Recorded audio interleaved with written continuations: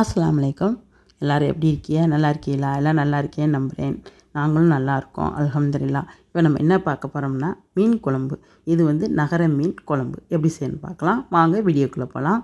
இப்போ அதுக்கு குழம்பு தாளிக்கிறதுக்காக ஜீரகம் 1 ஸ்பூன், வெந்தயம் 1 ஸ்பூன் எடுத்து வச்சுருக்கேன்.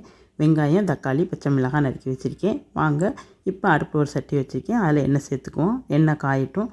எண்ணெய் காஞ்சதுக்கப்புறமா நம்ம தாளிப்பை சேர்த்துக்கிறலாம். புளி எடுத்து ஒரு பெரிய லெமன் சைஸ் புளி எடுத்து ஊற வச்சுருக்கேன், வாஷ் பண்ணிவிட்டு. இப்போ எண்ணெய் காஞ்சிருச்சு. இதில் வெந்தயம் ஜீரகம் சேர்ந்து நல்லா பொரிய விட்டு அதில் வெங்காயம் சேர்த்துக்குவோம். நான் ஒரு பெரிய வெங்காயம் 3 வெங்காயம் சேர்த்துருக்கேன்.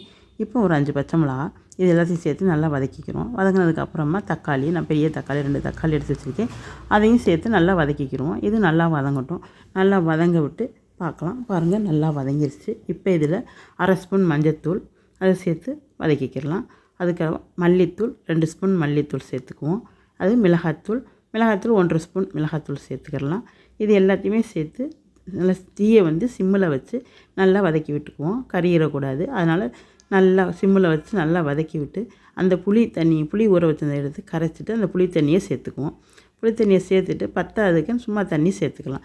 சேர்த்து நல்லா மிக்ஸ் கொடுத்துக்குவோம். நல்லா மிக்ஸ் கொடுத்துட்டு அதுக்கு தேவையான கல் உப்பு சேர்த்துக்கலாம். நீங்களும் கல் உப்பே சேர்த்துக்கோங்க, அதுதான் நல்லது. கல் உப்பை சேர்த்து நல்லா மிக்ஸ் கொடுத்து மூடி போட்டு மூடிக்கிடுவோம்.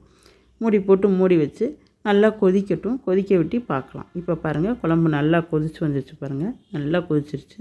இப்போ மிக்ஸ் கொடுத்து பார்க்கலாம். இப்போ நல்லா கொதித்து வந்துருச்சு. இப்போ மீன் எடுத்து வச்சுருக்கேன். இப்போ இந்த மீனை ஒவ்வொன்றா குழம்புல சேர்த்துக்கலாம். இந்த மீன் துண்டுகளை ஒவ்வொன்றா சேர்த்துக்கலாம். சேர்த்து விட்டு நல்லா உடையாமல் நல்லா மிக்ஸ் கொடுக்கணும். இந்த மீன் குழம்பு ரொம்ப சூப்பராக இருக்கும். இட்லி, தோசை, சாதம், சப்பாத்தி எல்லாத்தையுமே ரொம்ப நல்லாயிருக்கும். அவ்வளோ சூப்பராக இருக்கும் இந்த நகர மீன் குழம்பு. யாருக்கெல்லாம் நகர மீன் குழம்பு பிடிக்கும்னு கமெண்ட் பண்ணுங்கள். இப்போ மீன் உடையாமல் நல்லா மிக்ஸ் கொடுப்போம். நல்லா மிக்ஸ் கொடுத்துட்டு மூடி போட்டு மூடி வைப்போம். செத்த கொதிக்கட்டும். மீன் சீக்கிரம் வெந்துடும். இதுதான் ஒரு 10 நிமிஷம் வேகட்டும். இதை பாருங்கள், இது தேங்காய் ஒரு அரை மூடி தேங்காய் எடுத்து தேங்காய் துருவி நான் மிக்ஸி சாரில் சேர்த்துருக்கேன். இதை பேஸ்ட்டாக அரைச்சிட்டு வந்துடலாம். இப்போ பாருங்கள், அரைச்சிட்டு வந்தாச்சு. தேங்காய் பேஸ்ட்டு இது ஒரு பக்கம் இருக்கட்டும். இப்போ குழம்பு நல்லா கொதித்து வந்துருச்சு. பாருங்கள், மீன் நல்லா வெந்து வந்துருச்சு.